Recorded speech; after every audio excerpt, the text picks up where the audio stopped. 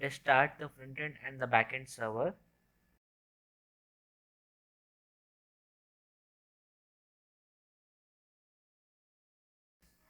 The website is loaded. Let us enter the ID which we want to register.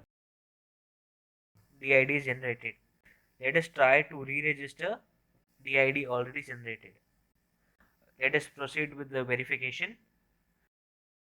Let us enter the ID. Successfully verified. Let us try with unregistered ID. Invalid. Cool.